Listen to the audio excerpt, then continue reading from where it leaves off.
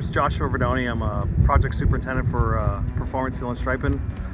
My history with Markrite is I started striping in '96 and I've been on Markrite trucks since '98.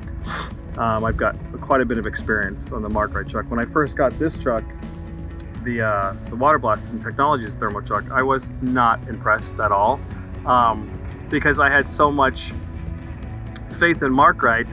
I actually hated that truck at first because user friendliness is a little bit different, but when I started getting used to it, started seeing the footage coming out of it, right now if I had $1 million, I would buy the water blasting truck, only because the pros and cons, I guess it would be, is Markrite, you're going to have efficiency, you don't get a whole lot of breakdowns, the customer service isn't as good as water blasting, and they're still perfecting it. I mean, this is only the second truck.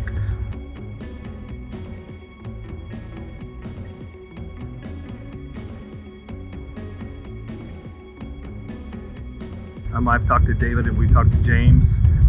They're learning from this truck, like putting new ball valves on, replacing the pumps a little bit better, a little easier friendly. The truck itself, Markrite right now as it is with this truck, only to be the second one, they can't touch us with the quantity of thermo going down. They just can't. In one single melter, he had the melter filled up to 3/4 capacity, and then drained the melter and added material at a rate of 4 tons an hour, 8,000 pounds an hour, and the material came out at the same temperature during that entire process of draining and filling. This truck just works. It works. I just shot 6.5 miles of 4-inch 90 mil without stopping. And that's huge. I can count on one hand how many times I've cleaned the filters in this truck.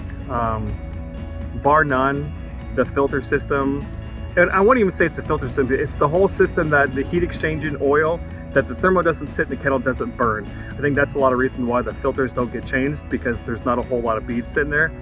On a Markrite, you would be changing filters quite a bit, depending, you heat up, you turn it down, you heat it up, you go down, and there's a small little gap between the bottom of the kettle on the Markrite where it doesn't actually fully agitate, and that thermal burns and turns into carbon, which gets in your filter and clogs your filter, which turns into runs.